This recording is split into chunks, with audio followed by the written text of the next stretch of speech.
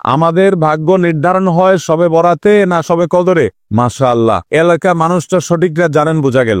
সারা দেশে মানুষ তো জানে ভাগ্য নির্ধারণ হয় সবে বরাতে। ভাইরা আমার, কোরআনে হাকিমে সূরা দুখানের 3 এবং 4 নম্বর আয়াত যদি আপনি দেখেন, আল্লাহ বলেছেন, আমি নিশ্চয়ই কোরআনকে নাজিল করেছি, অবতীর্ণ করেছি একটি বরকতময় রাতে। কোন রাতে বরকত নাজিল করেছেন আল্লাহ তাআলা? বরকতময় রাতে কোরআন নাজিল করেছেন আল্লাহ বলেছে। আর এই বরকতময় রাতটা কোন রাত যে রাতে কোরআন নাজিল হয়েছিল? সবে কদর। কোনো সন্দেহ আছে? কারণ কোরআনের আরেক আয়াত বলছে, ইন্না আনজালনাহু ফি লাইলাতিল কদর, আমি কোরআনকে নাজিল করেছি যে রাতে, সেটা হলো লাইলাতুল কদরে। তাহলে লাইলাতুল কদরে আল্লাহ কোরআন নাজিল করেছে। আর সূরা দুখানে বলেছেন, আমি একটি বরকতময় রাতে কোরআন নাজিল করেছি। তাহলে এখানে বরকতময় রাত বলতে যে লাইলাতুল কদরকে বোঝানো হয়েছে, সেটা দিনের আলোর মতো পরিষ্কার, ঠিক কিনা বলেন? এরপরে আল্লাহ বলেছেন, ফিহা ইউফরাকু কুল্লু আমরিন হাকিম, এই বরকতময় রাত যে রাতে কোরআন নাজিল হয়েছে, অর্থাৎ লাইলাতুল কদর, সেই রাতেই সমস্ত গুরুত্বপূর্ণ হিকমাপূর্ণ বিষয়গুলো সব ধার্য হয়ে থাকে, নির্ধারণ হয়ে থাকে। এই আয়াতের আলোকে বোঝা যায় মানুষের ভাগ্য সারা বছরের যেটি লিপিবদ্ধ হওয়ার কথা, সারা বছরের যে বাজেট হওয়ার কথা, সেটা হয়ে থাকে লাইলাতুল কদরে, সবে কদরে। মধ্য শাবানের রাত, এ রাতে আল্লাহ তাআলা মানুষকে সাধারণ ক্ষমা ঘোষণা করেন। যাদের মনে হিংসা নাই, যাদের মনে মানুষের প্রতি বিদ্বেষ শত্রুতা নাই, এবং যারা শিরকে লিপ্ত না, এই মানুষগুলো ছাড়া বাকি মানুষগুলোকে মধ্য শাবানের রাত, যেটাকে আমরা শবে বরাত বলি, হাদিসের ভাষ্য শবে বরাত নয়, হাদিসের ভাষ্য হলো লাইলাতুন নিসফি মিন শাবান, সেই রাতে আল্লাহ রাব্বুল আলামিন বান্দাকে সাধারণ ক্ষমা ঘোষণা করেন। এটা একটা ভিন্ন বিষয়, কিন্তু বছরের সবচেয়ে শ্রেষ্ঠ রাত হোক লাইলাতুল কদর, যেই রাতে আল্লাহ তাআলা বান্দার ভাগ্য ঠিক করেন। এই রাতে যে ভাগ্য আল্লাহ নির্ধারণ করে থাকেন, সেই নির্ধারণটা যেন আমাদের অনুকূলে হয়, সেই নির্ধারণটা যেন আমাদের জন্য কল্যাণকর হয়।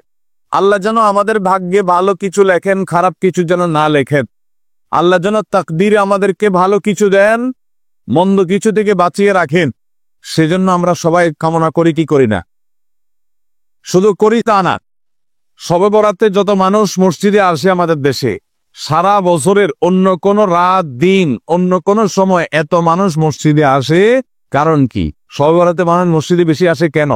কি কারণে আসে বলেন দেখ? সবচেয়ে বেশি মানুষ মসজিদে আসে কোন দিন? শবে বরাতে। কেন এই দিন বেশি আসে কেন? একজন কেউ সিন্নি খাওয়ার জন্য না, সিন্নি তো অন্য দিনও দেয়। এই রাতে বেশিরভাগ মানুষ মসজিদে যায় বা ইবাদত বন্দেগী করে যার যার মতে করে। বেশিরভাগ মানুষের ধারণা হলো যে এই রাতে ভাগ্য ঠিক হয়। যেহেতু ভাগ্য ঠিক হয়, ভাগ্য নির্ধারণ হয়, সেই জন্য এই রাতে মসজিদে যায় ভিড় জমায়, যে একটা রাতে ইবাদত বন্দেগী করে যদি ভাগ্যটা নিজের অনুকূলে লিখে নেওয়া যায়, সারা বছরের ভালো কিছু লেখাই নেওয়া যায়, তাহলে তো সারা বছর ভালো থাকা যাবে। এই জন্য ওই একটা রাতে একটু বেশি ইবাদতবন্দি করার চেষ্টা করে, ঠিক না বেঠিক? ভাইরা আমার, প্রথম কথা হলো ভাগ্য নির্ধারণ এই রাতে নয়, বরং লাইলাতুল কদরে হয়। দ্বিতীয় কথা হলো ভাগ্য নির্ধারণের জন্য একটা রাত মসজিদে গিয়ে ইবাদত বন্দেগী করলেই আমার ভাগ্য নির্ধারিত হয়ে যাবে বা ভাগ্য ভালো কিছু লেখা হয়ে যাবে ভাগ্যে, এরকম কোন কথা কোরআন বা হাদিস থেকে পাওয়া যায়? কোরআন হাদিসে কি পাওয়া যায়? সূরা নাহাল আয়াত নম্বর 97, মান আমিলা সালিহাম মিন যাকারিন আও উনসা ওয়া হুয়া মুমিন, পুরুষ হোক আর নারী হোক, যে কোনো ব্যক্তি যদি ঈমানদার অবস্থায় ভালো কাজ করে, পুরুষ হোক কিংবা মহিলা, যে কেউ যদি ভালো কাজ খুঁটে খুঁটে খুঁটে নেক আমল করে, ভালো ভালো নেক কাজ, কোরআন হাদিসে নির্দেশিত কাজ, আল্লাহ যা করতে বলেছেন, রাসূল সাল্লাল্লাহু আলাইহি ওয়াসাল্লাম যা করতে বলেছেন, যদি সে কাজগুলো করে, এমত অবস্থায় করে যে সে ঈমানদার, অর্থাৎ ঈমান থাকতে হবে, ঈমান আছে এই অবস্থায় যদি নেক আমল করে, তাহলে কি হবে? আল্লাহ বলেছেন, ফালানুয়াইয়ান্নাহু হায়াতান তাইয়্যিবা, তাহলে সেই পুরুষ সে নারীকে আমি পবিত্র জীবন দান করব। কি জীবন দান করবেন বলছেন আল্লাহ? পবিত্র জীবন দান করবেন। এই পবিত্র জীবনে মানুষ সুখী থাকবে, এই পবিত্র জীবনে মানুষ সমৃদ্ধ থাকবে, এই পবিত্র জীবনে মানুষ ভালো থাকবে, নেক থাকবে। এবং এই ঈমানদার নারী পুরুষরা যদি নেক আমল করে, ভালো কাজ করে যদি সব সময়, তাহলে সেক্ষেত্রে আল্লাহ বলেছেন তারা যে ভালো কাজ করেছে ওইটা সবচেয়ে উত্তম বিনিময় আমি তাদেরকে দান করব। তাহলে এই আয়াত থেকে প্রমাণ হয় যদি কেউ ঈমান আনার পর নেকামল করতে থাকে একদিনের নেকামল নয়, এক রাতের নেকামল নয়, সারা বছর জুড়ে সারা জীবন ধরে ভালো কাজ করার চেষ্টা যদি কেউ করে, আল্লাহ তাআলা তাকে পবিত্র জীবন দিবেন, সৌভাগ্যবান মানুষের জীবন দিবেন, সুখী মানুষের জীবন দিবেন। এখান থেকে বোঝা যায় কি ভাগ্য নির্ধারণের জন্য এক রাত আমল করতে হবে নাকি সারা বছর? সূরা আল-আরাফ আয়াত নম্বর 96। সূরা আরাফ আয়াত নম্বর কত? 96। আল্লাহ বলেছেন ওয়ালাউ আন্না আহলাল কুরা আমানু ওয়াত্তাকাউ, যদি কোন জনপদের লোকেরা ঈমান আনে আর তাকওয়া অবলম্বন করে। তাকওয়া কি? তাকওয়া হলো আল্লাহর ভয়ে সে আল্লাহর নির্দেশগুলো মানে আর হারামগুলো বর্জন করে। এরকম যদি কেউ করে, লাফাতাহনা আলাইহিম বারাকাতিম মিনাস সামাই ওয়াল আরদ, আল্লাহ বলেছেন তাহলে ওই ব্যক্তিকে আসমান এবং জমিন থেকে সমস্ত বরকত সমূহের দুয়ার সবগুলো তার জন্য খুলে দেওয়া হবে। তাহলে বোঝা গেল মানুষের জীবনে বরকত নাজিল হবে, মানুষ সুখে থাকবে, ভালো কিছু তার তাকদিরে লেখা হবে। তখন যখন বান্দা নেকামল করে, যখন বান্দা গুনাহ থেকে বাঁচে, তাকওয়া অবলম্বন করে, তখন তার ওই এক রাত্রে গিয়ে আলাদা কিছু দোয়া বা বিশেষ পদ্ধতির কোনো জিকির আজকার এটার প্রয়োজন হয় না, বরং সে সারা বছর জুড়ে আল্লাহ তাআলা তার নসিবে ভালো কিছু লেখলেন যদি সে বছর জুড়ে সারা জীবন ধরে নেকামল করে গুনাহ থেকে বাঁচে। ভাইরা আমার, আপনাকে আল্লাহ তাআলা কোন কলকারখানার মালিক বানিয়েছে, কোন মিল ইন্ডাস্ট্রি আছে আপনার, ধরুন আপনার বাসায় দুটা মেশিন আছে, সেলাই মেশিন আছে। আপনার যেই মেশিনটা ভালো, এটা দিয়ে আপনার কাজ হয়, প্রোডাকশন হয়, ওই মেশিনটাকে তেল মোবিল আপনি ঠিক মতো দিবেন কি দিবেন না? যেহেতু ওইটা সার্ভিস দেয় আপনাকে, ওখান থেকে আপনার প্রোডাকশন হয়, ভালো কিছু অর্জিত হয়, সেজন্য আপনি অটোমেটিকলি সেটার জন্য বিদ্যুৎ সাপ্লাই দিবেন, গ্যাস লাগলে গ্যাসের সাপ্লাই যে মেশিনের জন্য দরকার সেটা দিবেন, তেল মোবিল যা যা দেওয়া দরকার সেটা দিবেন, নষ্ট হলে সাথে সাথে ওটা ঠিক করাবেন, যা যা দরকার সব ব্যবস্থা আপনি করবেন। কারণ মেশিনটা আপনার প্রোডাক্টিভ, মেশিনটা আপনার প্রোডাকশন দিচ্ছে, এখান থেকে ভালো কিছু পাওয়া যাচ্ছে, সেজন্য আপনি এটা দিবেন। আরেকটা মেশিন যদি হয় যে মেশিন থেকে আপনার কোনো সার্ভিস আপনি পান না, প্রোডাকশন দেয় না, মেশিনটা নষ্ট হয়ে অকেজো হয়ে পড়ে আছে, তাহলে ওই মেশিনে কি আপনি বিদ্যুৎ সাপ্লাই দিবেন? ওখানে কি আপনি অন্য যা দরকার আছে তেল মোবিল নিয়মিত দেওয়া, এগুলো কি আপনি করবেন? করবেন না। হ্যাঁ, ওইটার জন্য মাসে মাসে কিস্তি যদি দেওয়ার দরকার হয়, আগে থেকে কিনা থাকে, তাহলে আপনার তো কিস্তি পরিশোধ করবেন। অন্য কিছু আগে থেকে করা দরকার আছে সেটা আপনি করবেন। আল্লাহ রাব্বুল আলামিন ঠিক একইভাবে তার যে বান্দারা তার অনুগত থাকে, তাকে অবলম্বন করে, হারাম থেকে বাঁচে, গুনাহ থেকে বাঁচে, ফরজ কাজগুলো করে, আল্লাহ তাআলা তার সেই বান্দাদের জন্য ভালো কিছু তাদের তাকদীরে লিপিবদ্ধ করেন, তাদের জন্য নসিবে ভালো কিছু রাখেন, তাদেরকে সুখের জীবন দান করেন, সৌভাগ্য দান করেন। আল্লাহ তাআলা প্রকৃত প্রশান্তি মনের সেটা দান করেন আল্লাহর ঈমানদার এবং নেককার বান্দাদেরকে, আমলে সালেহ কর্মওয়ালা বান্দাদেরকে, মুত্তাকি পরেজগার বান্দাদেরকে। আর যারা আল্লাহর এই আনুগত্য করে না, যারা আল্লাহ রাব্বুল আলামিনের প্রতি ঈমান আনে না, যারা নেকামল করে না, যারা তাকওয়া অবলম্বন করে না, এই মানুষগুলো তাদেরকে আল্লাহ তাআলা ওই দুনিয়াতে বেঁচে থাকার জন্য, দুনিয়া সিজনুল মুমিন ওয়া জান্নাতুল কাফির হাদিসে আসছে, দুনিয়া হলো ঈমানদারের জন্য জেলখানা আর কাফেরের জন্য, ঈমানদারের জন্য হলো জেলখানা আর কাফেরের জন্য জান্নাতের মতো যা খুশি করতে পারে। আল্লাহ তাআলা তাকে কিছু রিজিক দিয়ে বাঁচায় রাখেন, কিন্তু এই রিজিকের কোনো মূল্য আল্লাহর কাছে নাই।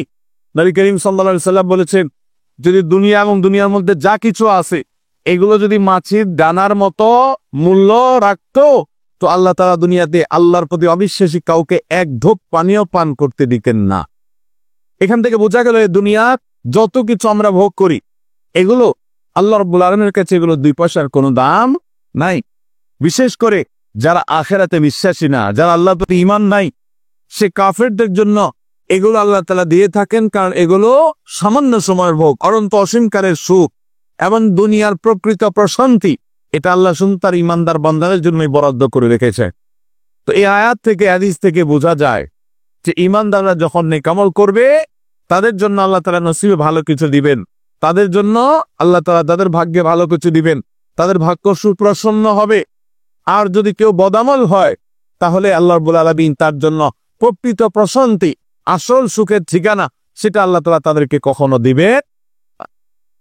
মুহতারাম হাজরি, অতএব আমরা যদি চাই আমাদের ভাগ্যে ভালো কিছু লেখা হোক, তাহলে প্রথম কাজ করতে হবে, আমাদেরকে নেক আমল করতে হবে। ঈমান আনার পর কি করতে হবে? নেক আমল করতে হবে। আল্লাহ আমাদের সবাইকে সে তৌফিক দান করুন। ঈমান আনার পর ভালো কাজ করতে হবে, নেক আমল করতে হবে। আমরা যদি ঈমানের পর নেক আমল করি, ভালো কাজে লিপ্ত হই, তাকওয়া চর্চা করি, তাহলে আল্লাহ রাব্বুল আলামিন আমাদের ভাগ্যে ভালো কিছু রাখবেন। এই ব্যাপারে একজন ঈমানদারের ঈমান মজবুত থাকতে হবে। আরেকটা উপমা নেই আমরা, একজন জনপ্রতিনিধি, ওনার যারা প্রচার প্রচারণা করে, ওনার পক্ষে যারা মানুষের কাছ থেকে ভোট কালেকশন করে, সংগ্রহ করে, এই জনপ্রতিনিধির কাছে যদি কোনো রিলিফের মাল আসে, সরকারি চাল ডাল ইত্যাদি এসব যদি আসে, তিনি তার এলাকার মানুষদেরকে, ভোটারদেরকে, জনগণ তাদেরকে তিনি, যারা অভাবী, যারা এটার হকদার, তাদেরকে দিবেন। এটা তার দায়িত্ব, কর্তব্য থাকে। যদি তার কোনো আগে থেকে তার দলের কোনো কর্মী থাকে, নির্বাচনের সময় তার অনুগত কোনো মানুষ থাকে যে তার পক্ষে কাজ করছে অনেক বেশি, তো এই লোকটার যদি রিলিফের দরকার হয়, সে কি ওই চেয়ারম্যান সাহেবের কাছে আর জনপ্রতিনিধির কাছে ধর্ণা দিয়ে আলাদা পিছনে আপনার লাইন ধরে ঘুরতে হবে? তার অটোমেটিক তাকে দেয়া হবে, কারণ সে আগে থেকেই তার লোক। অতএব অন্য 10 জন যদি পায়, এই লোক বরং তারও আগে পাবে। ঠিক একইভাবে যে সারা বছর জুড়ে নেক আমল করে, তাকওয়া অবলম্বন করে, গুনাহ থেকে বাঁচে, আল্লাহর আনুগত্য করে, আল্লাহর আদেশ নিষেধগুলো মেনে চলে, 5 ওয়াক্ত নামাজ পড়ে, হালাল হারাম বাজ বিচার করে চলে, আল্লাহর ভয় অন্তরে লালন করে, ওই আল্লাহর বান্দাকে আল্লাহ যখন ভাগ্য লিপিবদ্ধ করবেন, আল্লাহ যখন বাজেট ঘোষণা করবেন, তখন আল্লাহ তাআলা তার সে ঈমানদার, সে মুত্তাকি বান্দার জন্য বাজেট রাখবেন ভালো, এটা তো বলার অপেক্ষা রাখে। অতএব ভাগ্য সুপ্রসন্ন হওয়ার জন্য, ভাগ্যে ভালো কিছু লেখা হওয়ার জন্য এক রাতের ইবাদত নয়। এই সমস্ত আয়াত, হাদিস, উপমা থেকে আমরা বোঝাবার চেষ্টা করছি যে আমাদেরকে করতে হবে সারা বছর জুড়ে ভালো কাজের চর্চা, নেক আমলের চর্চা। তাহলে আমরা নেক আমলের মাধ্যমে আল্লাহ রাব্বুল আলামিনের কাছ থেকে ভালো কিছুর ফয়সালা পাবো ইনশাআল্লাহ। মুহতারাম হাজরিন, আমরা অনেকে দোয়ার জন্য অনেক অস্থির হয়ে পেরেশান হই যে অমুক হুজুর যেন আমার জন্য একটু দোয়া করে দেন, ইমাম সাহেব আমার জন্য একটু দোয়া করে দেন। বড় কোনো আলেম পাইলে আমরা দোয়ার জন্য অনেক চেষ্টা করি যে ভাই আপনি একটু আমার জন্য দোয়া করে দেন। এটা ভালো, এটা খারাপ কিছু না।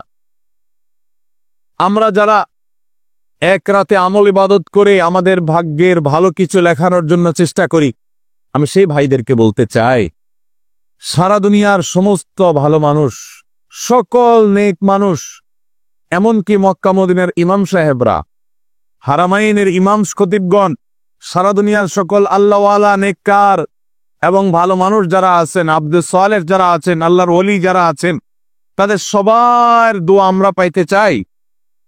একটা সহজ উপায় আছে, সেটা কি? এই এতক্ষণ যেটা বললাম, অর্থাৎ আপনি যদি নিজেকে ভালো মানুষ হিসাবে গড়ে তোলার জন্য চেষ্টা করেন, আপনি 5 ওয়াক্ত নামাজ পড়বেন, আল্লাহর হুকুম মতো চলবেন, আপনি হারাম থেকে বাঁচার জন্য সংগ্রাম যুদ্ধ চালাবেন, আপনি হক হালালি চলার চেষ্টা করবেন, আপনি তাকওয়ার উপরে চলার চেষ্টা করবেন। যদি আপনি এটা করেন, তাহলে অটোমেটিকলি সারা দুনিয়ার সমস্ত নেককার মানুষদের দোয়া একবার না, বারবার বারবার, হাজার হাজার লক্ষ লক্ষ বার আপনি পেতে থাকবেন। কিভাবে? আমরা নামাজের মধ্যে আত্তাহিয়াতু পড়ি কি পড়ি না? এই আত্তাহিয়াতুর মধ্যে একটা কথা আছে, আসসালামু আলাইনা ওয়া আলা ইবাদিল্লাহিস সালিহিন। এর অর্থ কি? এর অর্থ হলো, হে আল্লাহ, নামাজের মধ্যে নামাজরত অবস্থা দোয়া, এখানে দোয়া করছে মুসল্লি, হে আল্লাহ, আসসালামু আলাইনা, আল্লাহ আমার প্রতি শান্তি বর্ষিত হোক, আমাদের প্রতি শান্তি বর্ষিত হোক, ওয়া আলা ইবাদিল্লাহিস সালিহিন, এবং আল্লাহর যত নেককার বান্দা আছে সারা পৃথিবীতে, সারা দুনিয়াতে যত নেককার বান্দা আল্লাহর আছে, যারা ভালো কাজ করার চেষ্টা করে, যারা হক হালালি চলার চেষ্টা করে, যারা হারাম উপার্জন করে না, যারা হারাম জিনিস দেখে না, হারাম জিনিস ধরে না, হারাম খায় না, হারাম কথা বলে না, হারাম জায়গায় যায় না, হারাম কাজ করে না, ৫ ওয়াক্ত নামাজ পড়ে, যাকাত ফরজ হলে যাকাত দেয়, হজ ফরজ হলে হজ করে, রমজান আসলে রোজা রাখে, সকল ফরজ কাজগুলো করে, এক কথায় কোরআন হাদিসকে মেনে চলার চেষ্টা করে যারা, তার জীবনের অক্ষরে অক্ষরে প্রতিটা পদক্ষেপে, এদেরকে বলা হয় নেককার বান্দা। নামাজে আত্মাহতে প্রত্যেকটা মুসল্লি সারা পৃথিবীর সমস্ত প্রান্ত থেকে আল্লাহর কাছে দোয়া করে, আসসালামু আলাইনা ওয়া আলা ইবাদিল্লাহিস সালিহিন, আল্লাহ আমাদের প্রতি তো শান্তি বর্ষিত করবেনই, সেই সাথে আপনার নেককার বান্দা যারা আছেন, যা সারা দুনিয়াতে, এই সকল নেককার বান্দাদের প্রতি আপনি শান্তি বর্ষিত করেন। এই দোয়া প্রত্যেকটা মানুষ নামাজের মধ্যে করে কি করে না?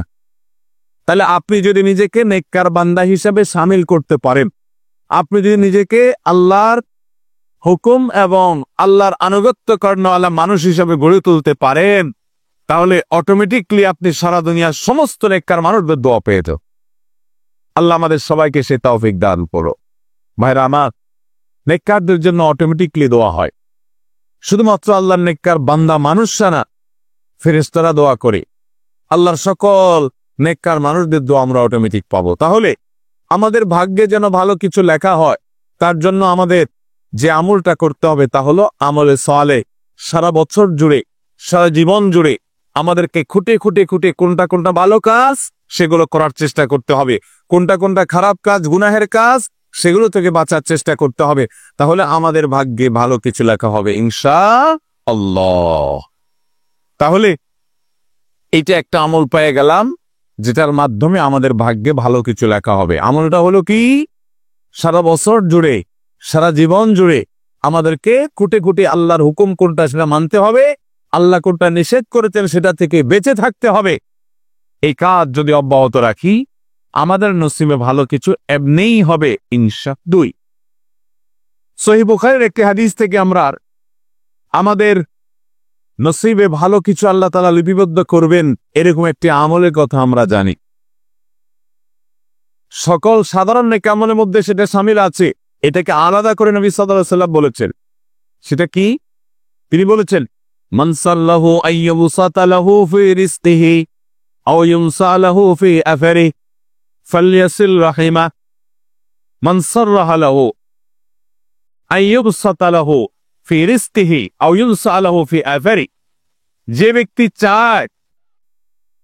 ব্যক্তি চায় তার রিজিককে প্রশস্ত করে দেয়া হোক, তার রিজিকে বারাকা দেয়া হোক এবং তার হায়াত বৃদ্ধি করে দেয়া হোক, এটা যে চায়, ফালইয়াসিল রাহিমা, সেই জন্য তার রক্ত সম্পর্কে আত্মীয়দের সাথে সুসম্পর্ক বজায় রাখে, সেই জন্য তার রক্ত সম্পর্কে আত্মীয়দের সাথে সম্পর্ক সবসময় জুড়ে রাখে, সম্পর্ক যেন ভালো রাখে, তাদের সাথে সম্পর্ক যেন ছিন্ন না করে।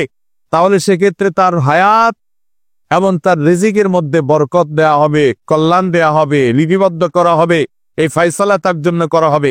এই হাদিস থেকে বোঝা যায় যে আমাদের হায়াত, আমাদের রিজিকের মধ্যে বরকত হবে, কল্যাণ হবে, ভাগ্যে নসিবে ভালো কিছু আল্লাহ তাআলা দিবেন যদি আমরা রক্ত সম্পর্কে আত্মীয়দের সাথে সুসম্পর্ক বজায় রাখি। আজকাল আমাদের সমাজে অনেক মানুষ আছেন যে নামাজ রোজা করেন, ওয়াজ মাহফিলে যান, কোরআন তেলাওয়াত করেন, জিকির আজকার তাসবিহ তেলাওয়াত করেন, কিন্তু নিজের রক্ত সম্পর্কে আত্মীয়দের সাথে সম্পর্ক ভালো নেই। আছে না নাই? আপনার আত্মীয় যদি নিজে থেকে সম্পর্ক ছিন্ন করে চলে যায় তাহলে তার আপনার দোষ নাই, কিন্তু আপনি নিজে থেকে কখনো আপনার রক্তের যে আত্মীয়, যাদের সাথে রক্তের সম্পর্ক আছে, এরকম কারোর সাথে সম্পর্ক ছিন্ন করতে পারবেন না। এটা হারাম। নবী করিম সাল্লাল্লাহু আলাইহি ওয়াসাল্লাম বলেছেন, মান ওয়াসালাহু ওয়াসালাহুল্লাহ ওয়া মান কাতাআ কাতাআহুল্লাহ। যে ব্যক্তি আত্মীয়তার সম্পর্ককে রক্ষা করবে, আল্লাহ তাআলা তাকে রক্ষা করবেন। যে আত্মীয়তার সম্পর্ক ছিন্ন করবে, তাকে ত্যাগ করবে, আল্লাহ তাআলা ওই ব্যক্তিকে ছিন্ন করবেন। এই জন্য আত্মীয়তার সম্পর্ক রক্ষা করা এটা আমাদের ভাগ্য সুপ্রসন্ন হওয়ার অন্যতম মাধ্যম। আত্মীয়তার সম্পর্ক রক্ষা করা বলতে কাদের সাথে সম্পর্ক বজায় রাখতে হবে? যাদের সাথে রক্তের সম্পর্ক আছে আপনার, তারা কারা? আপনার শরীরে আপনার বাবার রক্ত আছে, রক্ত সম্পর্কে আত্মীয়। আপনার বাবার সাথে আপনার ব্লাডের কানেকশন আছে, আপনার মায়ের সাথে আপনার ব্লাডের কানেকশন আছে, এবং মায়ের সাথে ব্লাডের কানেকশন থাকার কারণে মায়ের দিককার আত্মীয় আপনার মামা, আপনার খালা, আপনার নানা নানি, তারা হলো আপনার রক্ত সম্পর্কে আত্মীয়। ঠিক একইভাবে আপনার বাবার দিককার রক্ত সম্পর্কে আত্মীয় হলেন আপনার দাদা দাদি, আপনার চাচা, আপনার ফুফু, এবং চাচাতো ভাই বোন ফুফা না ফুফু মুজিরি, তার রক্ত আপনার বাবার রক্ত এক, সেজন্য তারা রক্তের আত্মীয়। ভাই বোন তো আছেই। এই রক্তের আত্মীয়দের সাথে অনেকে সম্পর্ক বজায় রাখে না, কোনো কারণে সম্পর্ক ছিন্ন করে ফেলে, এটা হারাম। আমরা দুনিয়াতে অনেক বন্ধু বান্ধবের সাথে সম্পর্ক ভালো রাখি, অনেক দোস্তের সাথে সম্পর্ক ভালো রাখি, অথচ আমাদের এই রক্ত সম্পর্কে আত্মীয়গুলোর সাথে সম্পর্ক ভালো রাখা হয় মোহতারাম হাজরি। আমাদের নসিবে আল্লাহ ভালো কিছু দেখ, আমরা সবাই চাই কি চাই না? তাহলে সবে বরাতে রাতভর আপনি দোয়া জিকির আজকার করলেন, কান্নাকাটি করলেন, আর মিলাদ মাহফিল করলেন, আশা করলেন আপনার ভাগ্যে ভালো কিছু লেখা হবে। আপনার ভাগ্যে ভালো কিছু লেখা হবে না যদি আপনি আপনার রক্ত সম্পর্কে আত্মীয়ের সাথে সম্পর্ক ছিন্ন করে বসে থাকেন। কারণ আপনার জীবনে, আপনার রুজিতে, আপনার ইনকামে উপার্জনে বরকত হওয়ার পূর্ব শর্ত হলো আপনার এই রক্ত সম্পর্কে আত্মীয়গুলোর সাথে, আত্মীয়দের সাথে সুসম্পর্ক বজায় রাখা। হ্যাঁ, তারা যদি সুসম্পর্ক বজায় রাখতে গেলে আপনার ক্ষতি করে, আপনাকে বিপদে ফেলে, তাহলে আপনি নিজেকে বাঁচাতে পারেন, আত্মরক্ষার জন্য আপনি দূরত্ব বজায় রাখতে পারেন। কিন্তু তাই বলে তাদের সাথে আপনি সম্পর্ক নষ্ট করে থাকবেন, তাদেরকে ভুলে থাকবেন, বা তাদের সাথে সম্পর্ক রাখবেন না, এটা কিন্তু জায়েজ হতে পারে না। ইংল্যান্ডের একটা ইউনিভার্সিটি একটা জরিপের কথা অনলাইনে আমি একবার দেখেছিলাম। এটার উপর একটা প্রতিবেদন দেখেছিলাম যে একটা নামকরা বিশ্ববিদ্যালয়, তারা বিশ্ববিদ্যালয়ের ছাত্রদের মধ্যে একটা সার্ভে তারা চালিয়েছিলেন।